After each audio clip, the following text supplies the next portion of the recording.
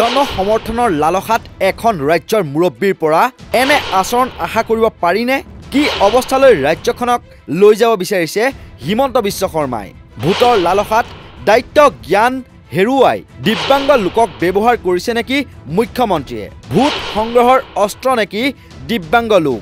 মুখ্যমন্ত্ৰী হিমন্ত বিশ্ব শৰ্মাই নিজৰ ৰাজনৈতিক মুনাফা বা ভোটৰ লালসাৰ কথা চিন্তা কৰি নিজৰ এক্স হেণ্ডেলত শ্বেয়াৰ কৰা এই ভিডিঅ'টো চাওকচোন, য'ত বুকাৰ মাজেৰে এজন দিব্যাংগ ব্যক্তিয়ে কেকু জেকুকৈ চুচৰি যোৱাৰ দৰে গৈ আছে প্ৰধানমন্ত্ৰী মোদীৰ জনসভালৈ, আৰু এজন ব্যক্তি তেওঁৰ পাছে পাছে খোজকাঢ়ি গৈ আছে।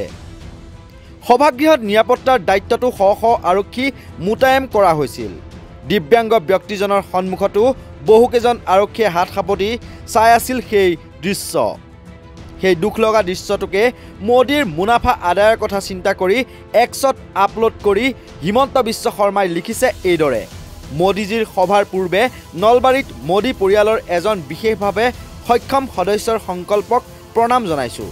মোদীজীৰ প্ৰতি জনসাধাৰণৰ এই প্ৰেমৰ মূল্যায়ন কৰিব নোৱাৰি। ভিডিঅ'টো আপলোড ঠিকেই কৰিলে মুখ্যমন্ত্ৰীয়ে, কিন্তু ভিডিঅ'টো কেৱল প্ৰচাৰমুখিতাৰ বাবেই কৰা হৈছিল নেকি? আৰ্তজনৰ কাষত থিয় দিবলৈ কিয় কোনো এজন নোলাল? এখন হুইল চেয়াৰৰ ব্যৱস্থা কিয় কৰা নহ'ল বিশেষভাৱে সক্ষম লোকজনৰ বাবে? দিব্যাংগৰ প্ৰতি যদি নৰেন্দ্ৰ মোদী চৰকাৰৰ ইমানেই দৰদ, তেন্তে কিয় মোদীৰ গেৰাণ্টিত উল্লেখ নকৰিলে দিব্যাংগৰ কথা? এইবোৰ ভিডিঅ' আপলোড কৰি ঘৰিয়ালৰ চকুপানী নুটুকিব। সঁচা অৰ্থত দিব্যাংগক সহায় কৰক আপোনালোকে। মুখ্যমন্ত্ৰী হিমন্ত বিশ্ব শৰ্মাৰ লগতে প্ৰধানমন্ত্ৰী নৰেন্দ্ৰ মোদীক তোলা ধূনা দিলে প্ৰতিবন্ধী সুৰক্ষা সংস্থা অসমৰ সাধাৰণ সম্পাদক নৃপেন মালাকাৰে।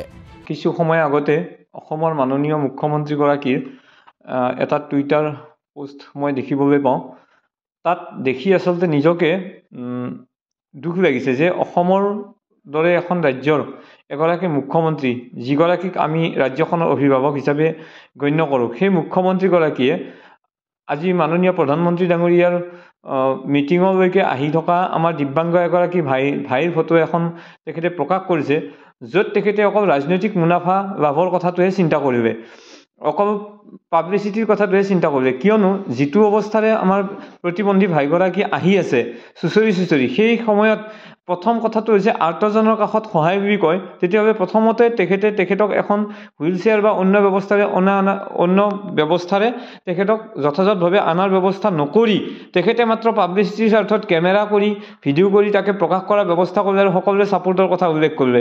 মই এটা কথাই মুখ্যমন্ত্ৰীগৰাকীক পোনপটীয়াকৈ জনাব বিচাৰিছোঁ বা অনুৰোধ কৰিব বিচাৰিছোঁ যে আপোনালোকে যে আমাক দিব্যাংগৰ কথা সততে কয়, আজি যে আপোনালোকে মোদী গেৰাণ্টিৰ কথা প্ৰকাশ কৰিছে, তাত আপোনালোকে ক'ত আমাৰ গেৰাণ্টিৰ কথা ক'ত উল্লেখ কৰিছে? সকলো শ্ৰেণীৰ সমাজৰ সকলো শ্ৰেণীৰে কথাটো আপোনাৰ উল্লেখ কৰিছে, কিন্তু দিব্যাংগ শব্দটোৱে নাই দেখোন। গতিকে মিছাতে ঘৰিয়াবৰ চকু পাতি নুটুকিব আৰু সঁচা অৰ্থত আমাক পাৰিলে সহায় কৰক। এই ধৰণে অকল পাব্লিচিটিৰ কাৰণে আমাক লৈও ৰাজনীতি কৰাৰ পৰা আপুনি বিৰত থাকক। আমাৰ প্ৰাপ্যসমূহ দিয়াৰ ব্যৱস্থা কৰক মুখ্যমন্ত্ৰী মহোদয়। আপুনি ৰাজ্যখনৰ অকল অন্য শ্ৰেণীৰ মুখ্যমন্ত্ৰী নহয়, আপুনি আমাৰ প্ৰতিবন্ধীসকলৰো মুখ্যমন্ত্ৰী। গতিকে আপুনি ৰাজ্যখনৰ অভিভাৱক হিচাপে আমাৰ যিসমূহ প্ৰাপ্য আছে, আমাৰ পেঞ্চনৰ পৰা আদি কৰি সেইসমূহ দিয়াৰ ব্যৱস্থা কৰক। আৰু এইদৰে আৰ্তজনক লৈ বেলেগ ধৰণে হেতেলি নেখেলিব। প্ৰথম অৱস্থাত আপুনি সহায়ৰ চেষ্টা কৰক। সাধাৰণ মানুহ এজনেও জানে, গতিকে আপুনি ইমান বুদ্ধিয়ক মানুহ হিচাপে নাজানাটো আচলতে আমি আচৰিত অনুভৱ কৰিছোঁ।